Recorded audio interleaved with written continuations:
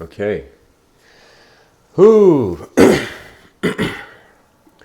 All right, guys. I don't know what's up with the new live stream. It's having some troubles with that. But anyways, this is the old live stream now. This is live, so there's no setting reminders and whatnot. Okay. So let's begin.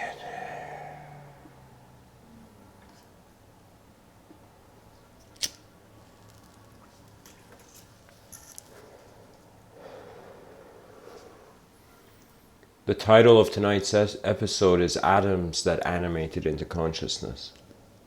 And so we human beings are conscious beings, and what primarily comes into our awareness is existential design. That means we open our eyes in an existence that has design. Now, it is fair to say that in 2019, there is a sort of technological direction that our civilization is going. And what that means is we are no longer need to worry about the kind of natural food chain. We have to worry about the unnatural food chain. And what that means is that man can, in some sense, direct his technologies into superiority over him.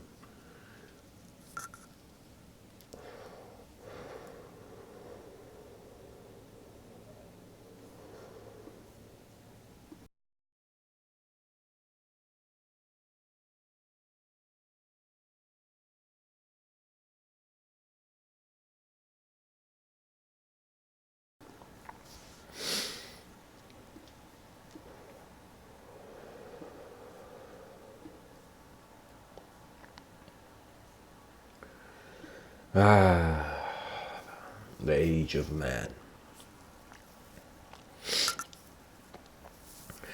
You see, there's different approaches. If you want to look at it through a scientific lens, we are a slow process of elemental design becoming so complex that its organic result has an awareness of itself. What that means is we are the genius of elemental existence as far as our intelligence is concerned in this universal sector. That means a human being, regardless of if there was a before or an after, a human being opens its eyes in nature's most sophisticated technology, the human intelligence. As the human being, you start off with an individual physical position. Now, upon moving, like imagine just the child born and eventually it can walk and move. As we move, we start engaging. So I find that the world first develops psychologically as a snapshot, as a picture. And then this picture slowly begins to move. And it begins to move because the child doesn't have a rationality, a sort of intellect that limits it. You know, it's very important for children not to you have to, because the world is unknown, knowledge is easier to grasp. When the world becomes more known, everything you see has to go through the filters of your experience, and it occurs even subconsciously. For me, the mind was having a hidden life. That's how the unconscious and the subconscious appeared to me. It was as if the intelligence was picking up things that I did not know how to put into my conscious framework of life. We are creatures that evolved from being just purely creatures of material movement, of objective movement, to creatures of subjective movement. What is very fascinating about our intelligence is that the world doesn't move just in front of our eyes, it also moves behind our eyes. And the world can move much more quicker behind our eyes, and it is more malleable. And this kind of flexibility of the world moving behind your eyes gives the person an ability to see another parallel dimension of the same moment. When I was younger, very young, I think I was around 10, 11, something like that, I got very fascinated by telekinesis. I can't even pronounce it, telekinesis. And the reason is because moving objects without moving to them seemed fascinating to me. As if you're sitting on the couch and the remote control just flies in your hand. As if you're sitting in your room's chair and out of nowhere your bed makes itself. There was a sort of fascination with my mind already doing the action before I'm doing the action.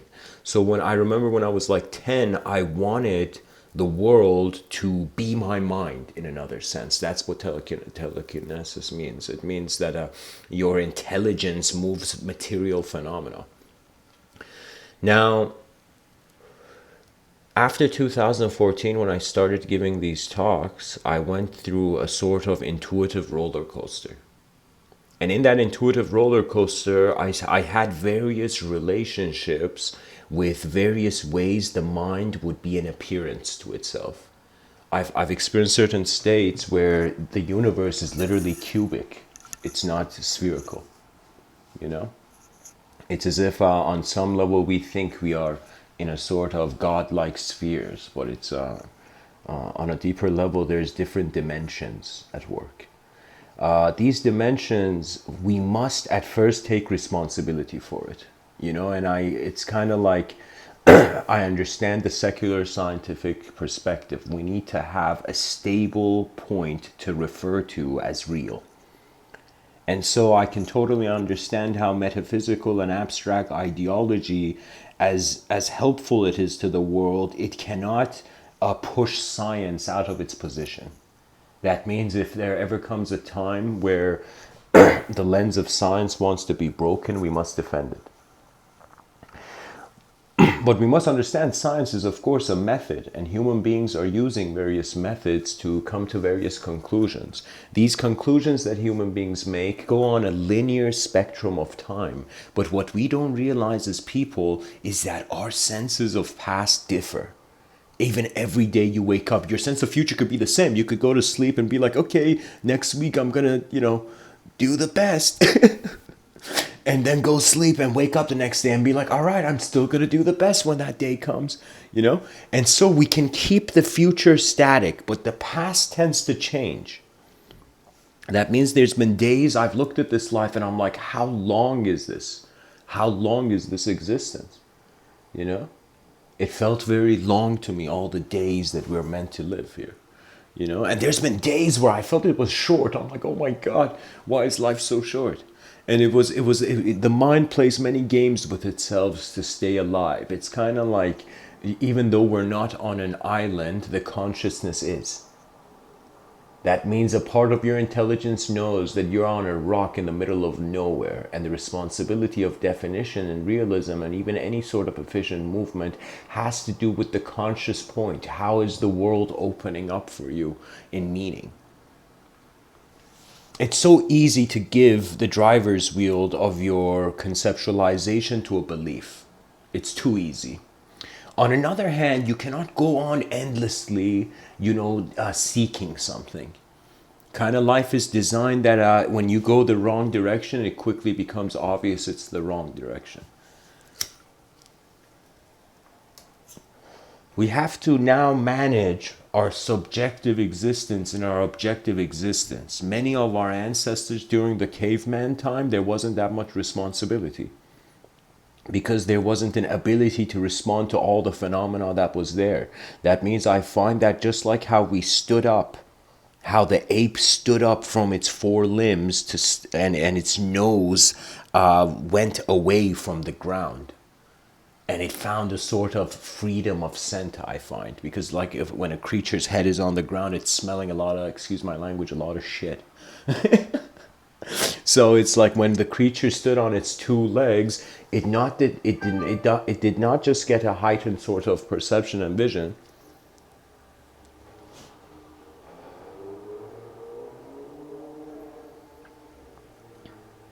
It also got a whiff of fresh air. And of course, the whole thing is about, there is a design, and in the implementation of their design, phenomena occurs. Because I am telling you, I took the religious context too deeply. And it doesn't mean externally I took it too deeply. I wasn't like zealous person. It was more like a conclusion upon one's universal axis. So what I mean by that is I believe every person, it doesn't matter who. You can bring in front of me the strongest person and the weakest person, the best person and the worst person, and it doesn't matter who I see there. It has who they are, and their strength has to do with what I call their principal universal philosophy, which is an axis, which is the first duality the child consumed and then made the edges of the world that duality.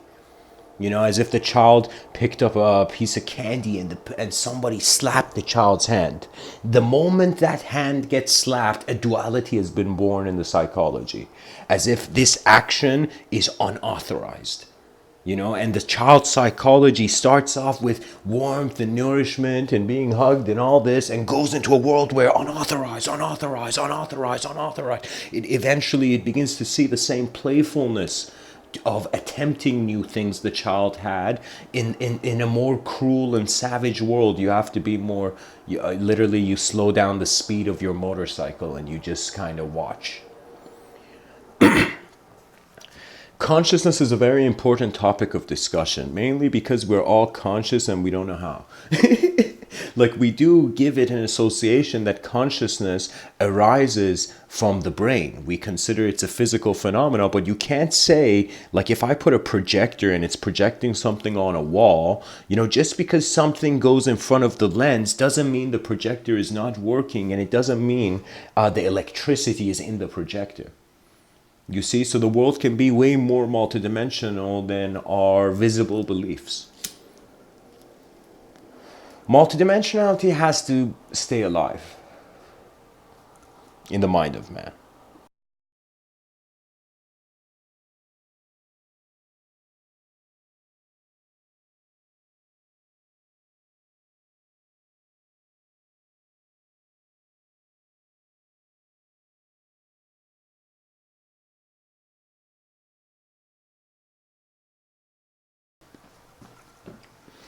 In other words, a singular dimension gets bored. You know, imagine we all realize the purpose of evolution is boredom. The creature got bored and he's like, okay, what if I continue, you know?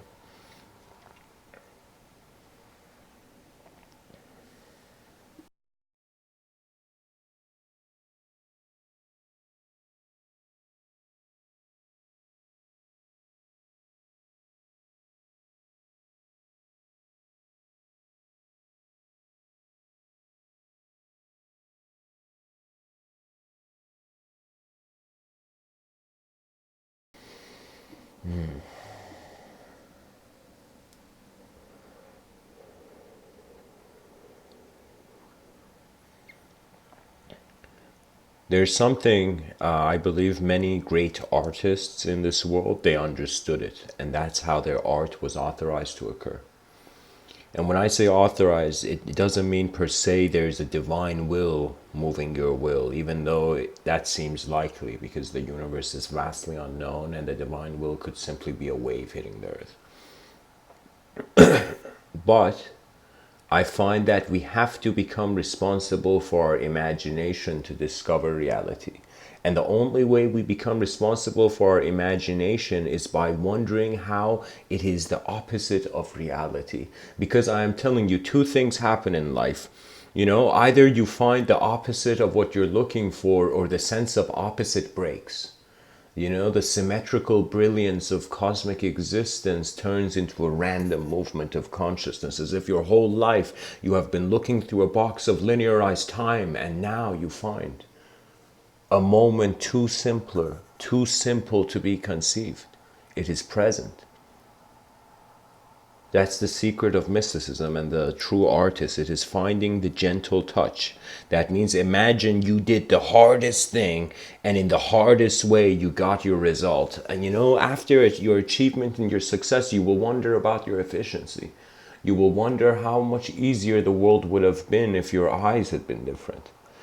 There's been times where I struggled. I remember I was struggling to figure something out. Then I just saw somebody had I had found a shortcut that I hadn't, and my whole journey felt void.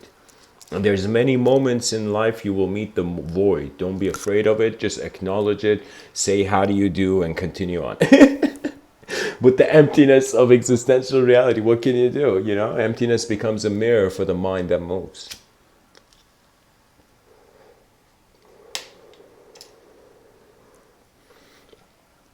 In the Diamond Sutras, a rare Buddhic text, it says, keep your mind alive and free without abiding in anywhere or anything. And we have also Zen stories of people going to great sages and even going to extreme points where they're asking, please, like there's the story of Bodhidharma. I believe the fifth patriarch of Buddhism in Japan. And Bodhidharma was sitting somewhere meditating, and this guy comes, and Bodhidharma is in a samadhi, that means a deep meditation, you know. Excuse me.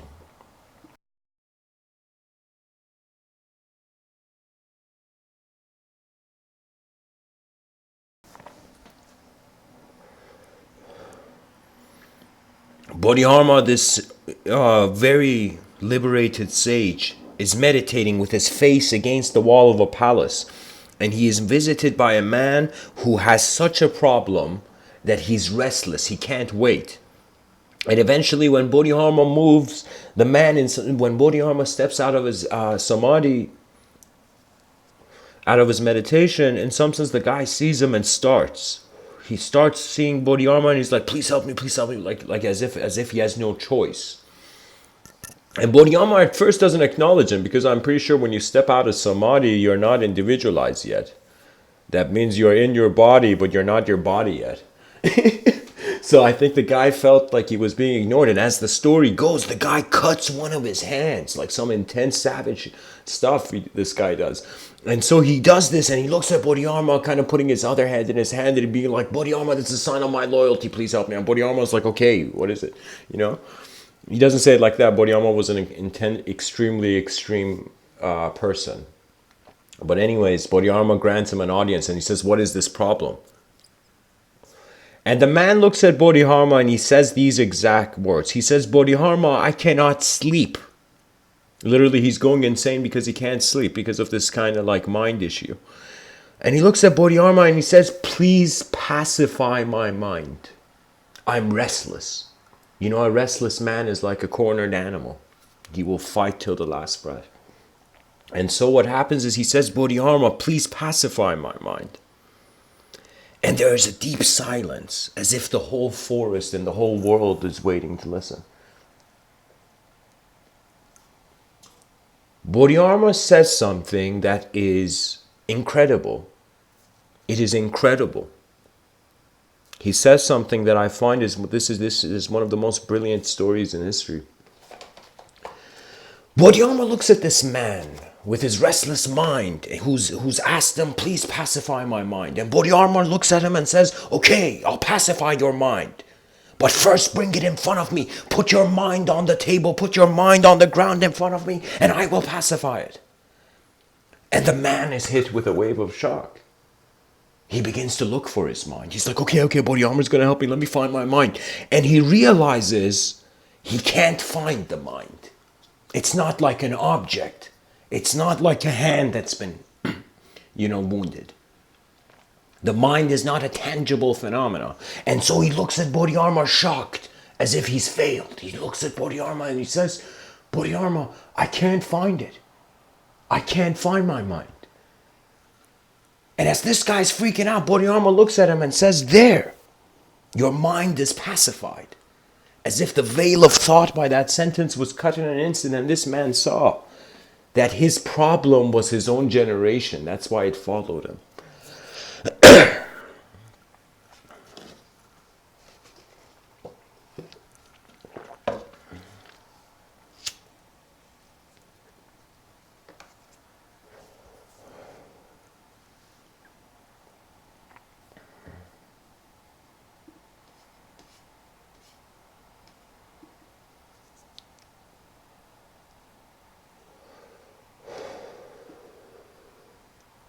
Bodhidharma says there your mind is pacified. And the Zen story says that that man attained enlightenment, nirvana in that state.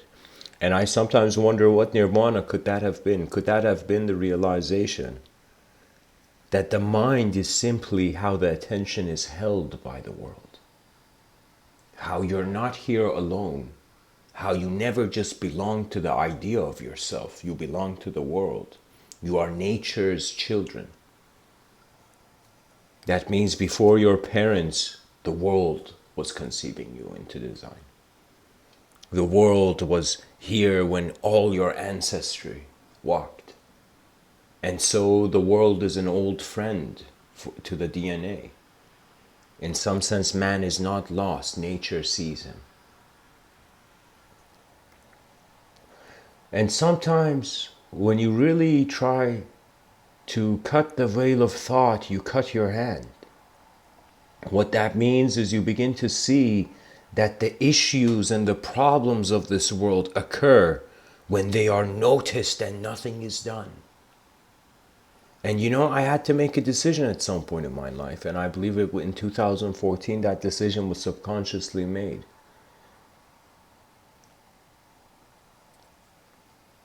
That if you are alive once, better pay attention to the life that you live. Better care for it. You know, there has been times where this is going to sound strange, guys, but I have cried for my own soul. I have cried endless tears, as if literally like it was there was a point where I was watching my body just tears, endless tears. And there's also tears that are internal. Those tears are heavier. Those tears are the tears of the death of hope. And so we have to realize we are dancing in the moment. The mind is moving. And there was a time where there came a moment in my life where I commanded my mind to be itself. And in doing so, I did not know if I had made a mistake or not. Because on some level, you want to see the smile of the past and your ancestry in you fulfilling what they wanted. But in another angle, there is the secret life of your wonder. That secret person you are when nobody sees because you are seeing the world. The value of the sight of man will be concluded to be unknown. And the magnificence of conscious design will be an unknown direction.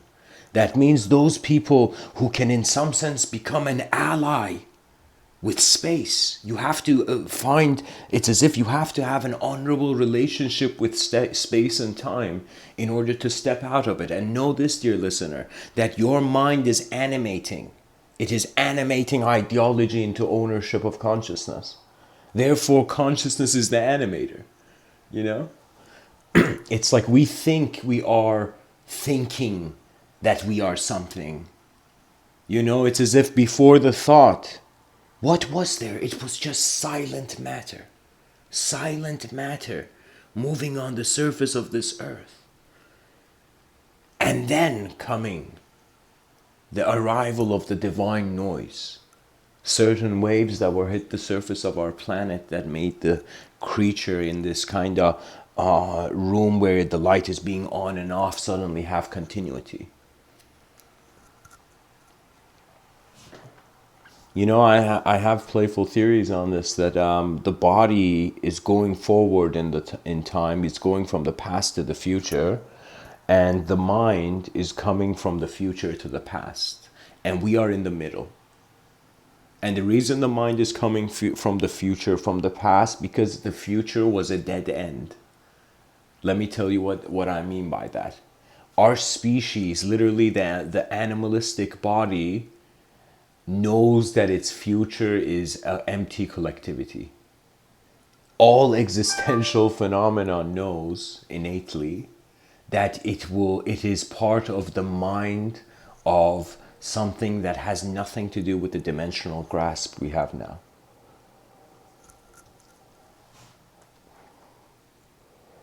There is a heaven behind your eyes, but this heaven cannot be accessed through language.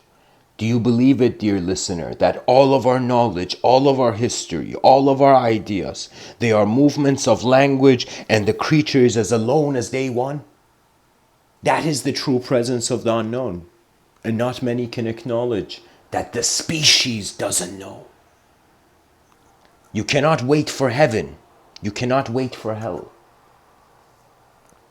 You cannot wait for order. You cannot wait for chaos.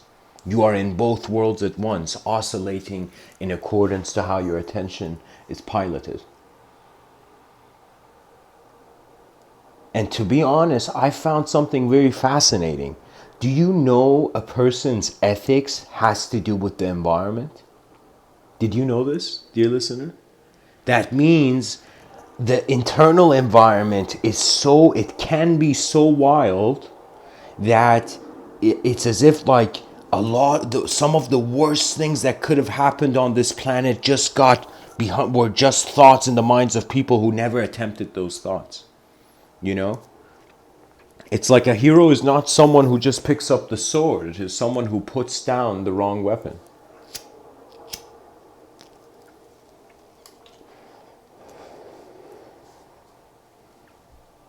You know, eventually as you trust your intuition, it becomes literally, you treat your mind like an antenna. An antenna that the more still and silent you are, the more you are alert and aware of the subjective movement in accordance to the objective movement.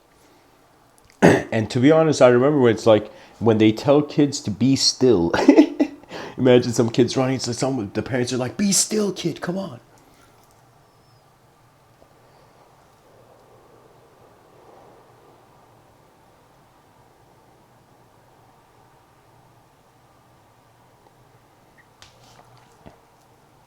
It is the restriction of ownership. Children that their environment owns them and they don't attempt at the environment, they become introverted in their psychology simply because they become more, they feel it's more okay to be an observer than an active participant. So many people, they may participate, even you see an extrovert, but it's like the introvert and the extrovert both won't go somewhere that's dangerous. That means it doesn't matter if you're introverted or extroverted. You know, it has to do with how you're articulating the landscape. And so the environment does whisper in the ear of man. What that means is a lot of, like my personality right now, has to do more with the intentions of my communication and also with the position of the environment. That means the only reason I'm giving these talks, believe it or not, in a strange way, is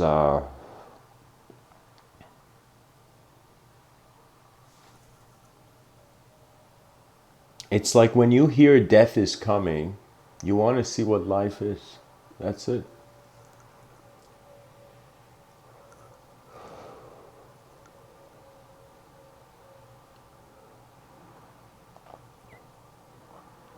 If someone asks me, here, let me say it like this, let me make this easier. If I could go back in all the moments in my life where I felt my experience was moving beyond the language threshold, was moving into the unknown, and if I was to see myself in that memory, I would see my intuition as, at first, the revelation of how DNA, how the body is being mined. First, you must study how the body is being mined. And you'll realize it, the body is being mined because the mind is acting this as the space between the sentence, between the words in a sentence. Your mind is acting as the divider of the body and the world. Do you know what I mean by that? What I mean by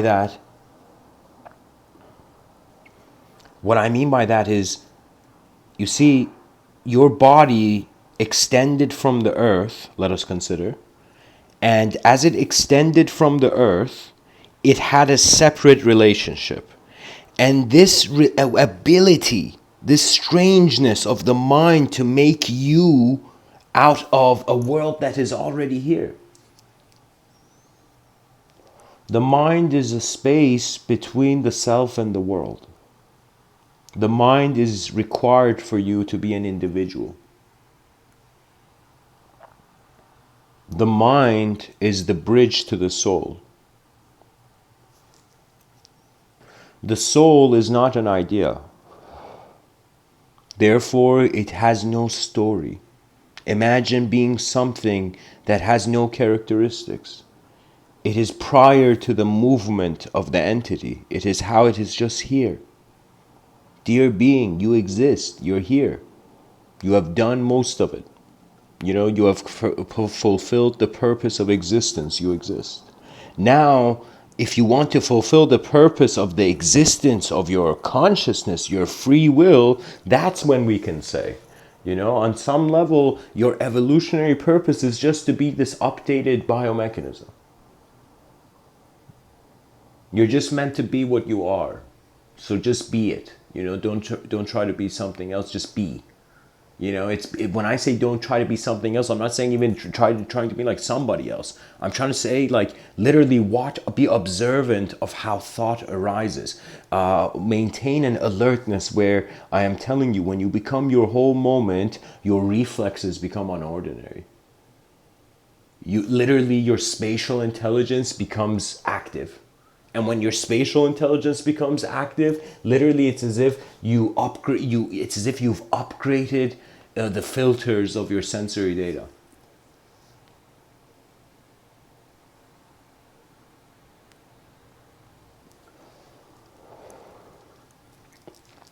The title, Atoms That Animated into Consciousness, is another way of saying, how did the electron start thinking?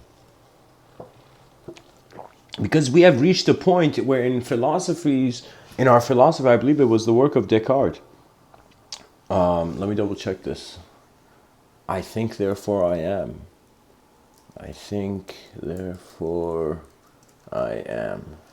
Just a second, guys. I want to double check this. It has to be Descartes. Yeah, René Descartes. I think, therefore I am. And that's the uniqueness, guys.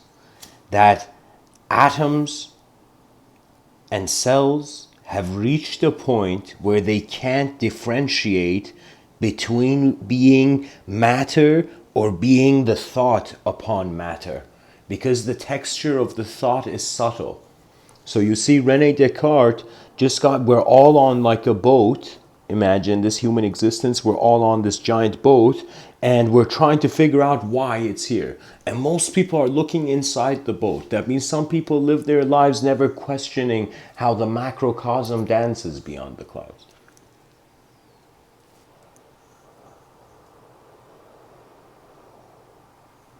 This human life is very strange, guys. The planet is in a position where it's not too close to the sun to be roasted, and it's not too far to be frozen. It is in a position where there is allowance. And the uniqueness of life is the design part of it. For me, it's not, I don't care about beliefs. I don't care about language that much. Language is not, language is like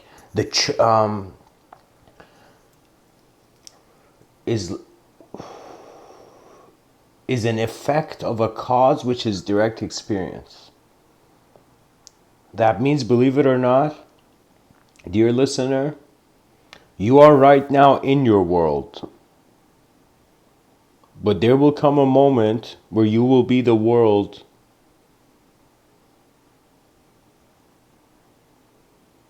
Where you will be the world.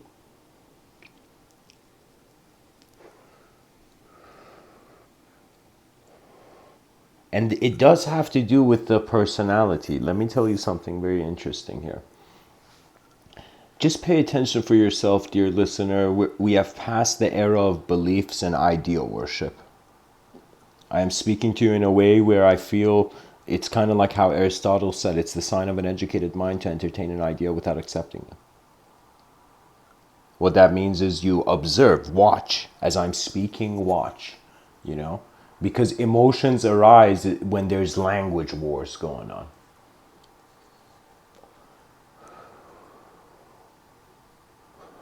We must not forget our humanity in our attempts to work with the future.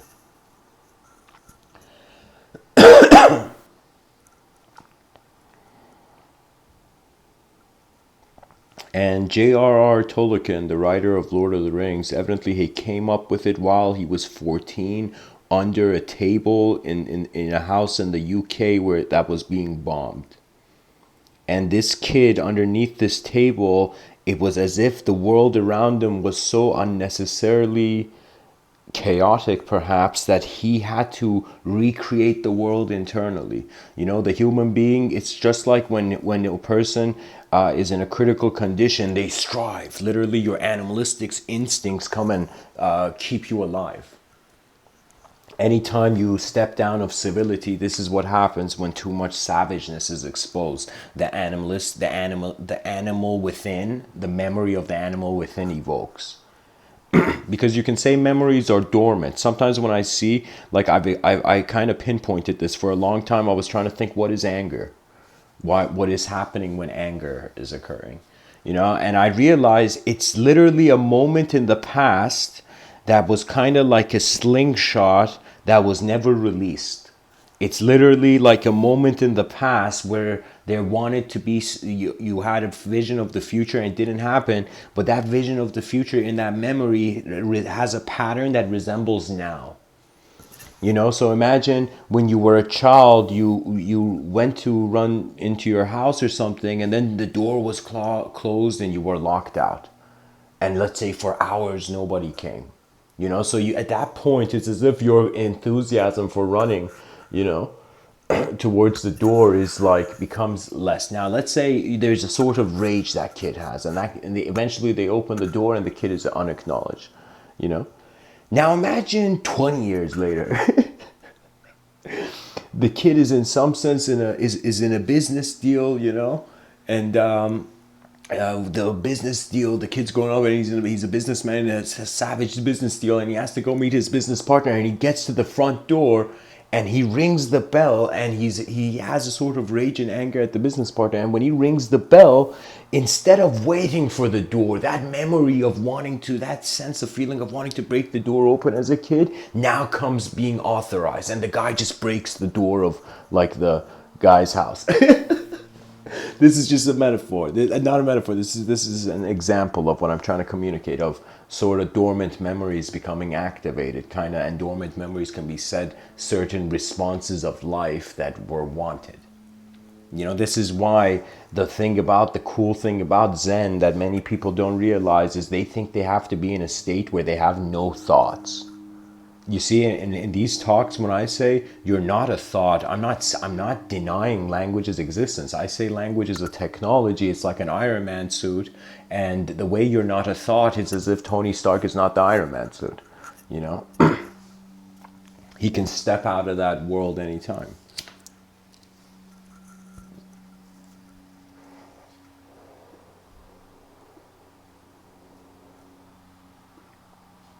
There is a strength that will find the soul seeker. Let me tell you what that strength is. That strength is reaching the ultimatum of the individual human destiny. It is so common sense that by seeing an ant under a rock in the yard, you have understood where you are in the cosmos, have you not?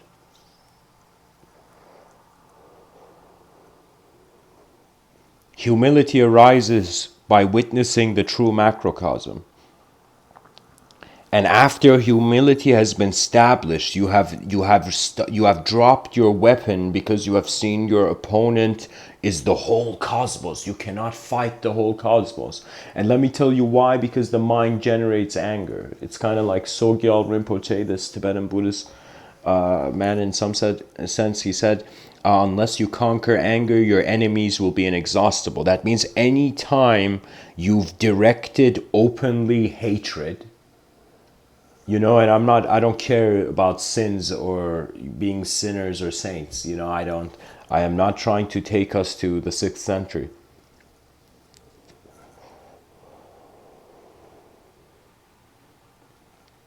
There will come a moment, Kind of how Sri Ramana Maharshi, this man was so wise. He said there will come a time where everything you have learned you have to forget will be forgotten. There will come a moment in your life where all the assumptions, all the beliefs, everything you have held, suddenly your hands will become empty because your mind is ready to lift off. You know, Alexander the Great, when he passed away, they put his body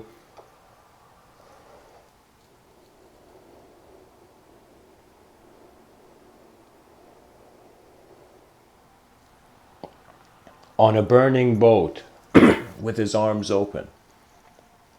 And as his arms were open, it was a way of him kind of telling the world, I came here, I conquered, but I am still leaving empty handed. And so be gentle with the world, dear human beings. Because I am telling you,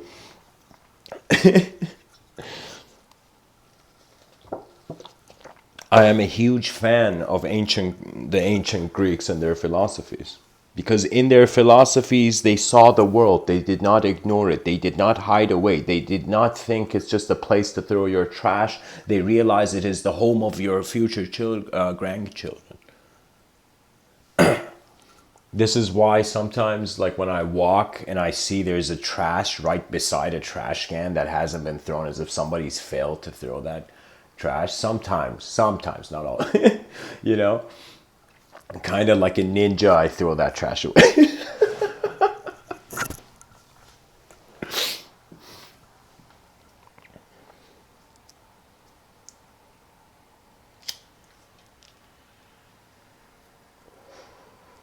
The world is filled with great stories.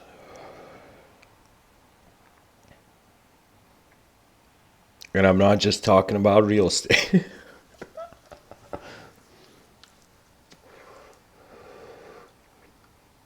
When the intersection of the subjective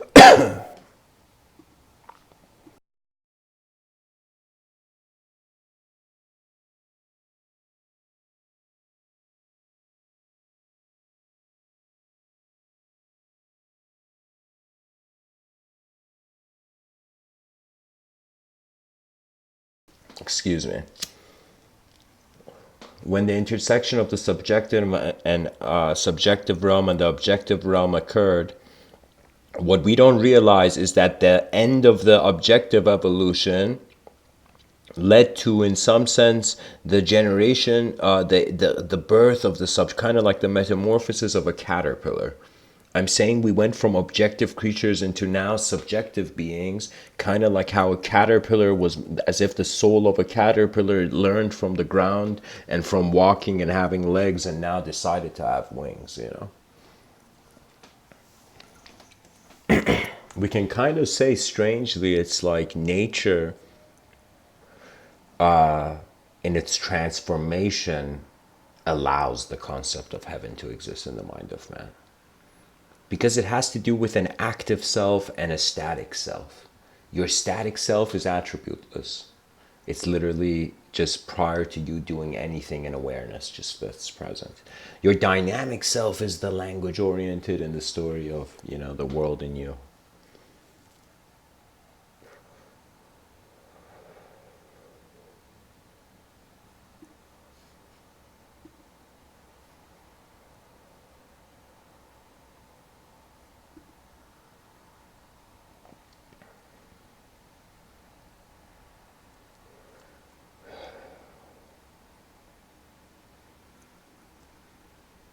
The roads that find our feet and the feet that we trust in. In this life, you have to keep standing and keep walking. Unfortunately, that is the greatest thing that can happen because change always brings a new day. And so as long as you're an existential creature, honor your consciousness, because without honoring it, you have dishonored the source of the world. Some things you have to acknowledge. You have to acknowledge where you came from. You have to acknowledge how your steps were taken in this world. There is something that no teacher external to you can teach. Only the mirror has done the greatest service. That means if you want the advice from an enlightened guru, go look in the mirror, you know, and you'll realize where it's all taking place.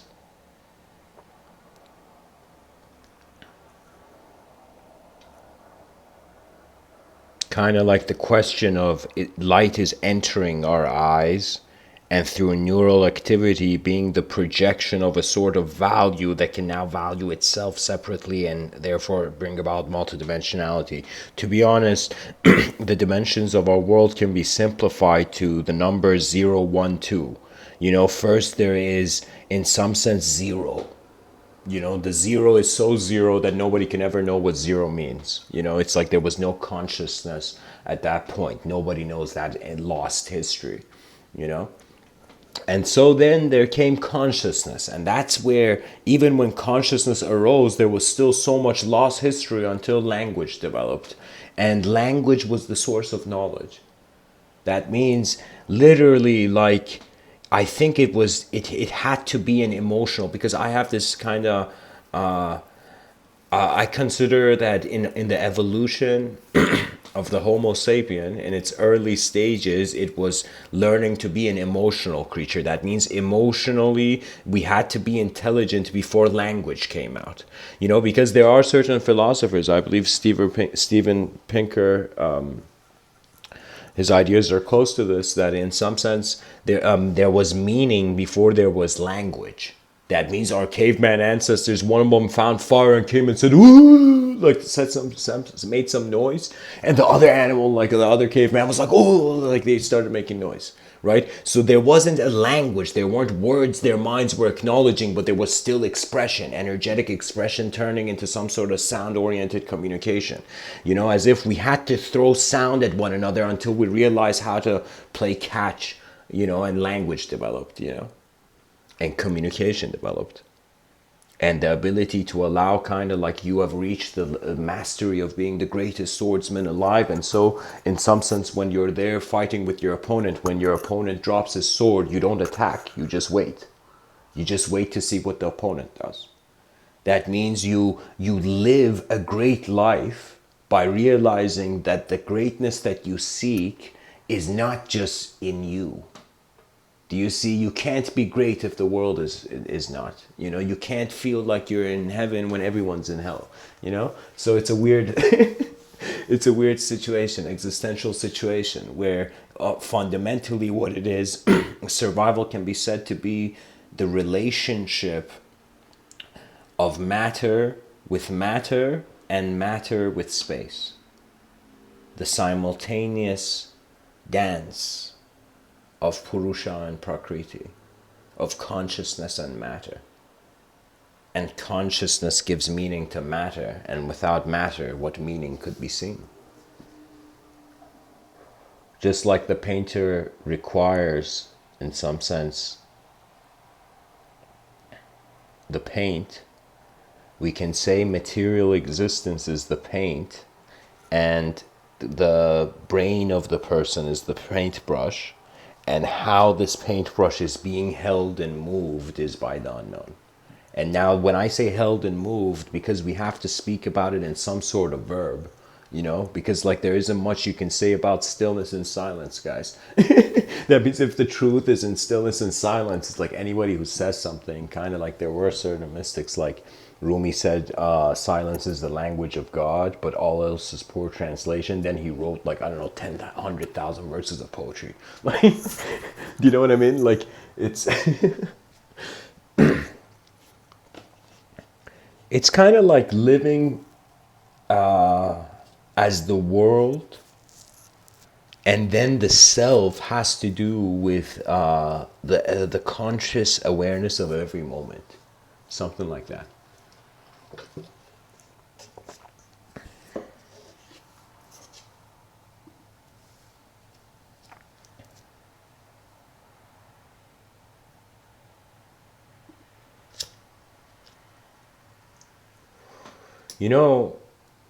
It's kind of like when you see a tool. Let's play along with this. I found a new avenue to approach this idea.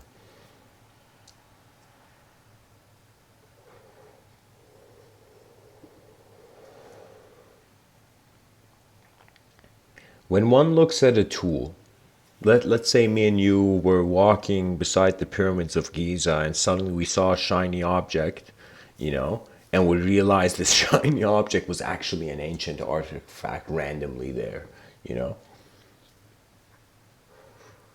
as if maybe it was dropped by, like, from a box or something, you know. And so we look at this ancient artifact and we wonder about how old it, like how ancient it was, and we look around and we see nobody there, and so we just study the artifact.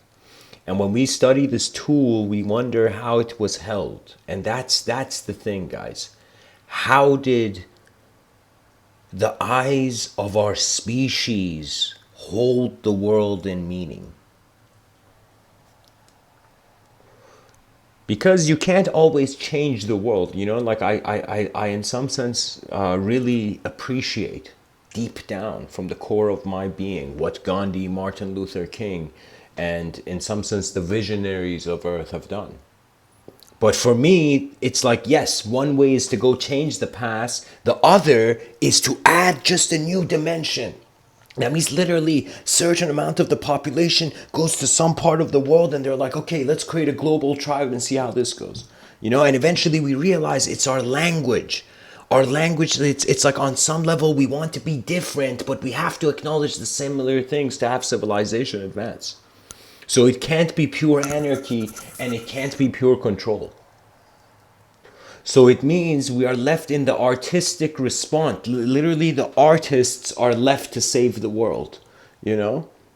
It's as if like the military came to the artist and they're like, you have to come with us, there's a war going on. And the artist was like, oh my God, I'm an artist. What can I do? I don't know how to hold a gun. And they take him and the artist is feeling like he has to let go of his past life and become a soldier now. And suddenly he's taken to a room with the top heads of like the world or whatever. This is playful, I'm saying. I'm making up a story right now.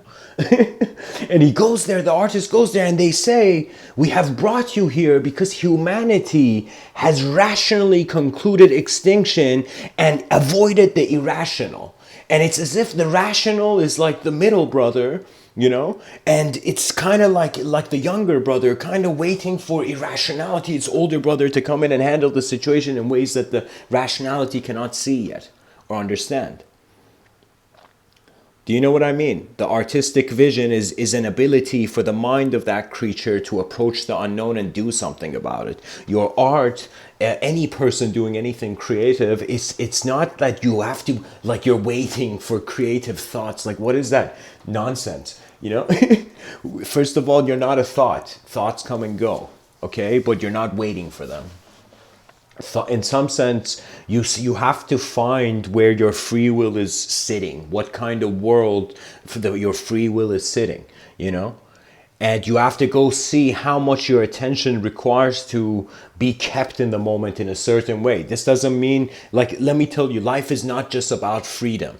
We give freedom because the world is not free and it's unnecessarily not free.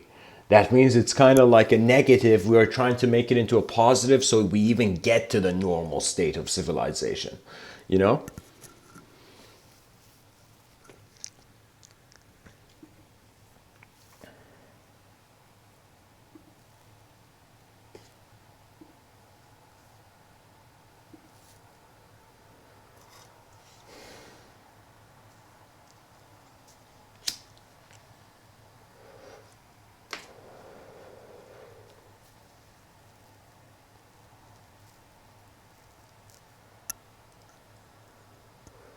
What happens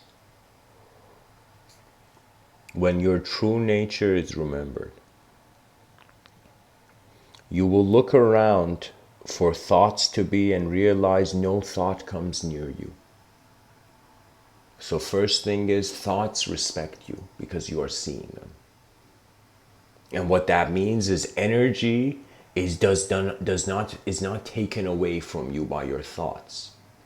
Do you see? This is kind of strange, but in a very kind of sci-fi way, certain thoughts can be like energy sucking aliens, okay? Like, that's a terrible example, you know, but I'm like, you know, what else is there? Like, like some sort of energy taking thing. That means some thoughts, if you realize they're unnecessary, you'll be like, why am I paying attention to my failure? It's like I get the feedback from my failure and then, okay, let's put that kind of imagery in the shredder. And what I mean by that is you got to let go of your past, or in some sense, you have denied your future.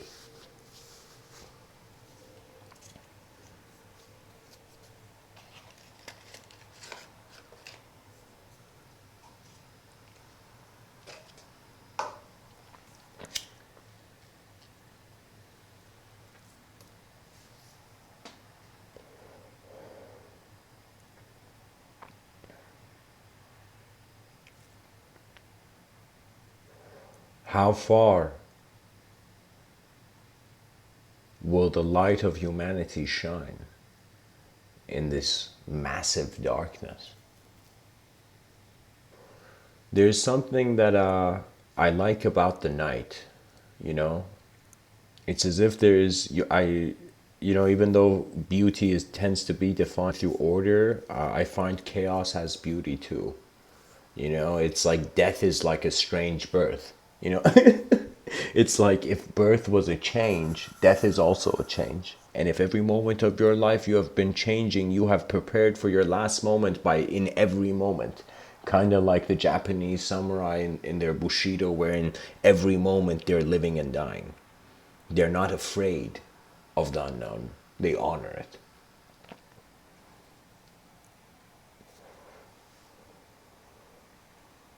And you honor, in some sense, vision. Okay, let me take it to tell you through a different angle.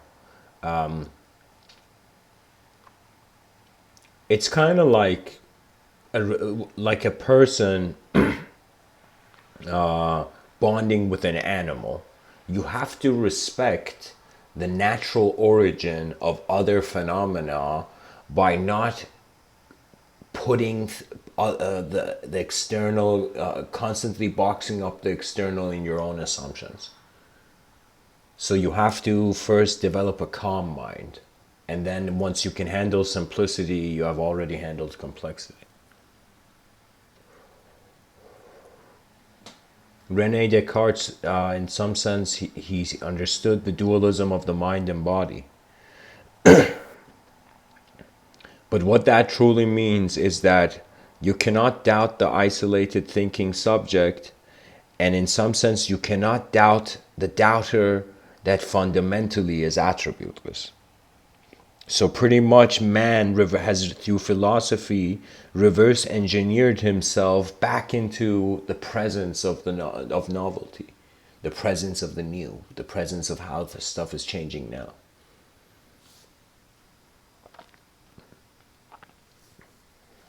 There's a quote from Teizen Deshimoru. He says, Descartes said, I think, therefore I am. I say I do not think, that is why I exist.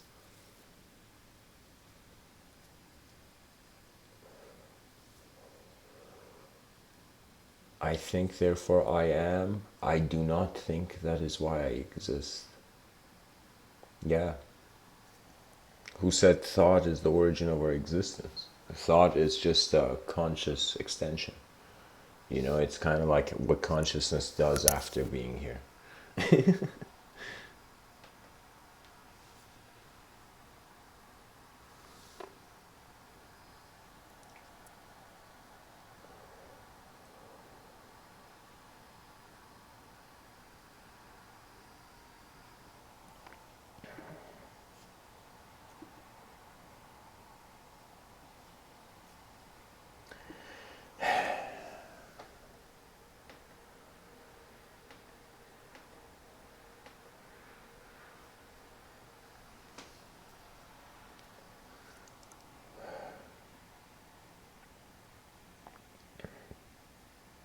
There's this story of this imperial swordsman that comes home and sees his servant is sleeping with his wife. And imagine being an imperial swordsman, being someone who's like the king has asked you to teach his armies warfare, you know? So this imperial swordsman comes home and he sees this situation, and the moment the servant sees the samurai, it's as if he's seen his death sentence. And he just looks at the wife, and the reason he was fooling around with the wife, because the wife was so alone that she was going insane, you know? And so in that moment, something strange happens. Of course, not strange in that culture, but what happens is the samurai looks at the servant and just doesn't say anything to the wife. Is completely silent. And the wife is completely silent. And he looks at the servant and says, come outside, you know? And they go outside.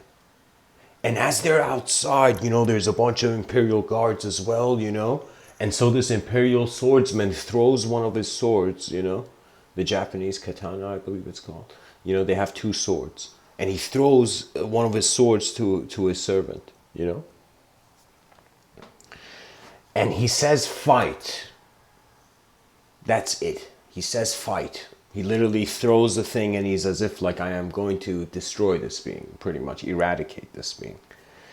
And so in that moment, suddenly this servant shouts the name of this enlightened Zen master, you know, and says, this man is my guru, I must consult him, you know, and he just shouts this and repeats this and shouts this, you know. And in that moment, the Imperial swordsman, like, tomorrow we will fight, as if they had such a code of honor. In the story, the kid's not running away, you know, it's as if the kid can't avoid, you know, his honor.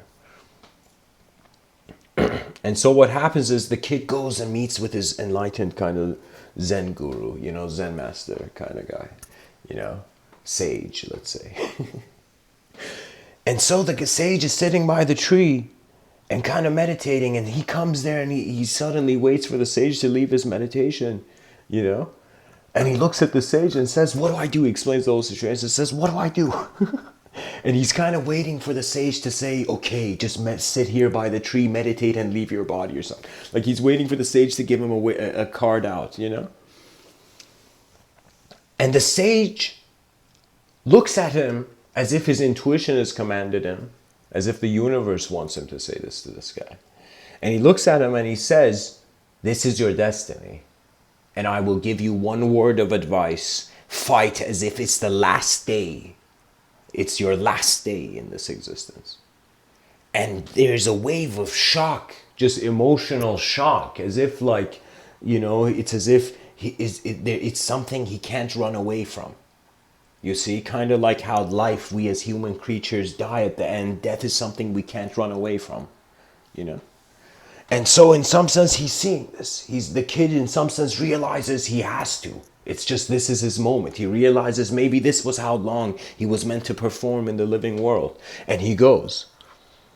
And he goes there, and it's like right when he enters at the same time, like the Imperial swordsman who's already thrown his sword on the ground waiting for this kid, the kid just takes the sword and drops it and doesn't even talk or have any community. He just goes savage. He goes crazy, as if literally, imagine it's your last moment in existence. You're gonna die, you know. And so he goes like savagely, kind of like fighting. And the samurai swordsman is also fighting, kind of impressed, like, holy shit, my servant was this much of a good warrior? Like, what the fuck? And the samurai and the Imperial swordsman starts fighting, and he suddenly sees in the eyes of that kid that he has conquered his fear. As if in his eyes, the kid is not going to die today, you know? And so in that moment, it's as if the gaze of the kid is so intense, the intensity, that this Imperial swordsman, the sword falls out of his hand. He makes an error. And when the sword falls out of his hand, this kid who's gone like savage frenzy suddenly just stops, and there's a moment of silence.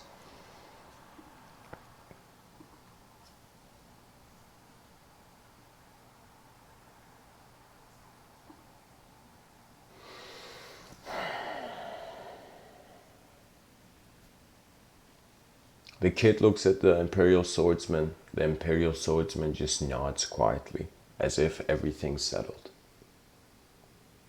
And the kid leaves, and the story, as the story goes, 3 days later, he gets enlightened. And so I find that the implication of that was the purity of the moment, that moment where you are alone with the living world. You know, there's this incredible quote that says, when the child is born, the world laughs and the child cries. That means the child is crying, and everybody who's just looking at that newborn child is smiling, gracefully laughing, celebrating, you know? joyfully laughing, you know. And now the second part of the quote is when the child was become a man, when the child dies,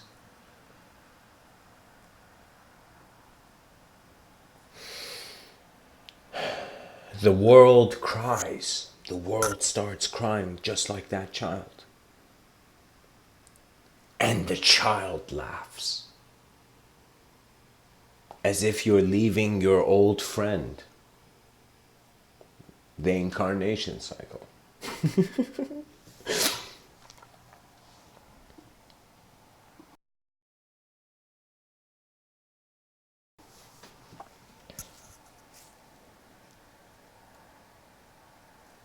The moment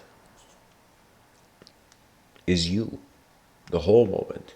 Not just a component of it.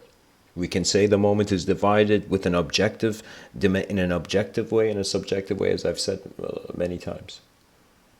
Now, the objective program, guess what? Your free will is limited. You can't literally want to change your face and your shape. Like you can't just maybe you could get a gym membership, but like but you can't change who you are instantly. So what that means is objective realm, there isn't that much free will, so come to terms with it, come to peace with it.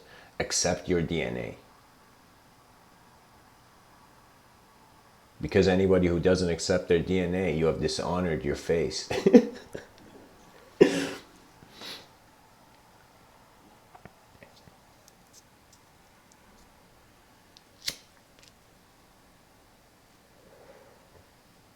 And once you're content with the objective realm, very simple.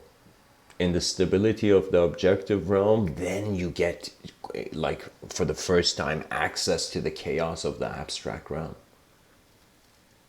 Your imagination doesn't become something to worship. That's the issue with esoteric societies. They can't. It's like literally their approach is causing inaccuracy in their perception. Because they want to see something beyond the veil, they'll never actually see it.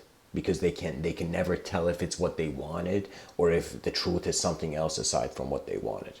This is why the game of finding a truth behind a door you can't see is on some level, like, you got to be careful, because you don't want an idea to sabotage your direct experience of life, which can move in many ways, which can be piloted in many ways.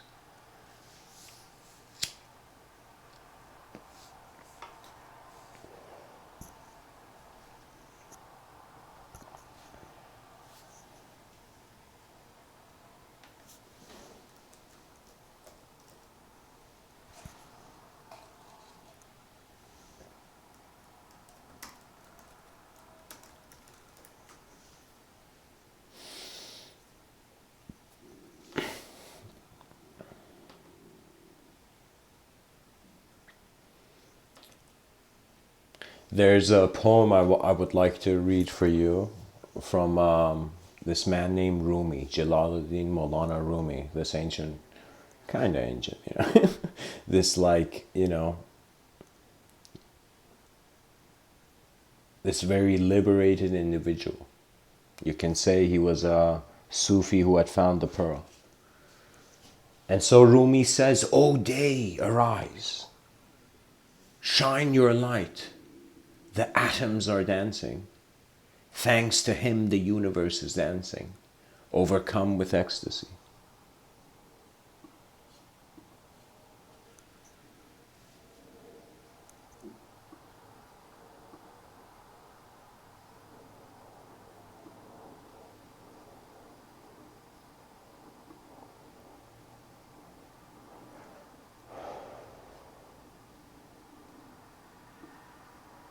Okay, there we go.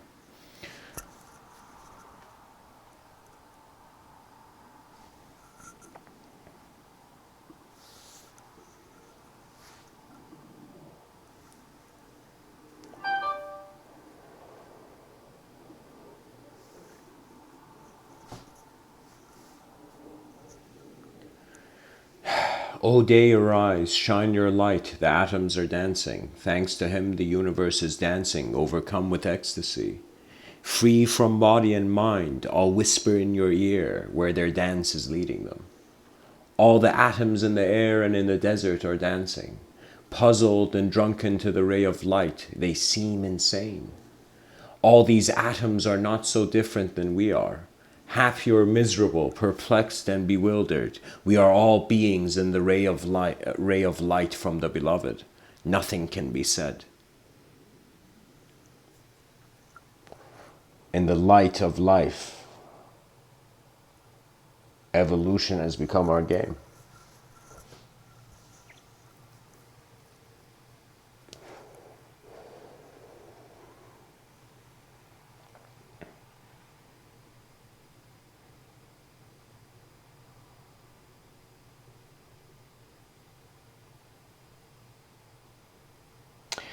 Thanks for listening, guys. These talks are always a privilege. Much blessings and namaste.